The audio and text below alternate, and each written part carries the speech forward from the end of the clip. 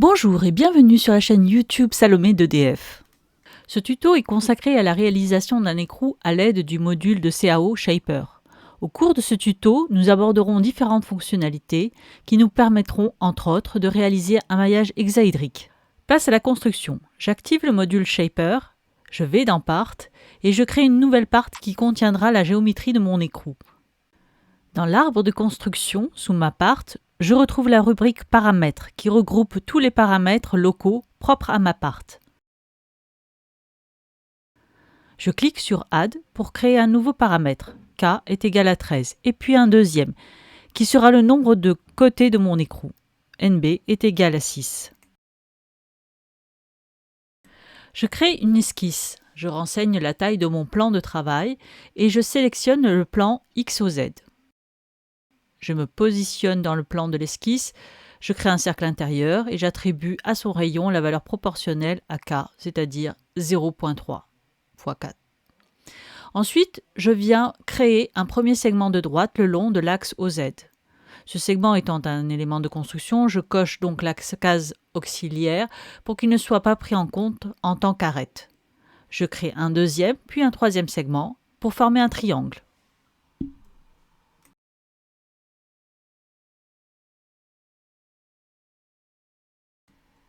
Je passe aux cotations. Pour le premier segment, ce sera égal à K sur 2.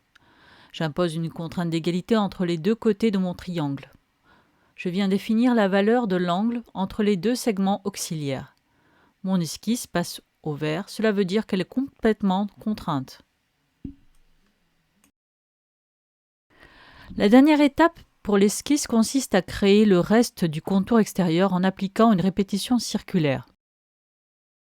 Je sélectionne mon arête, j'indique le centre de rotation et je donne le nombre d'arêtes à créer.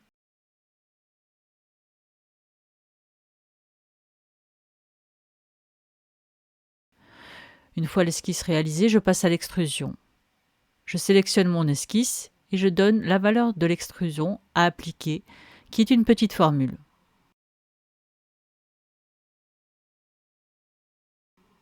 Je vérifie que l'objet volumique est bien créé. Cet objet se maillera très bien en tétraèdre avec le module Mesh, mais pas en hexaèdre, car celui-ci ne peut pas être assimilé d'un point de vue topologique à un cube. Je vais donc le modifier pour y parvenir. Je reviens à mon esquisse de départ. Je transforme l'un de mes segments de construction en segment classique, auquel j'applique une copie angulaire de centre 0 et qui s'opérera sur 360 degrés et que je reproduirai NB fois.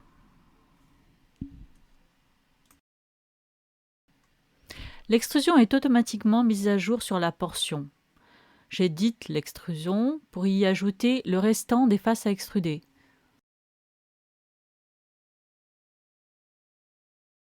On peut voir ainsi que tout s'est bien passé et voici l'écrou dans sa forme finale. Cet objet se maillera très bien en tétraèdre mais aussi en hexaèdre avec le module Mesh. N'hésitez surtout pas à nous faire part de vos idées pour de nouvelles vidéos. À bientôt sur notre chaîne YouTube Salomé. Merci.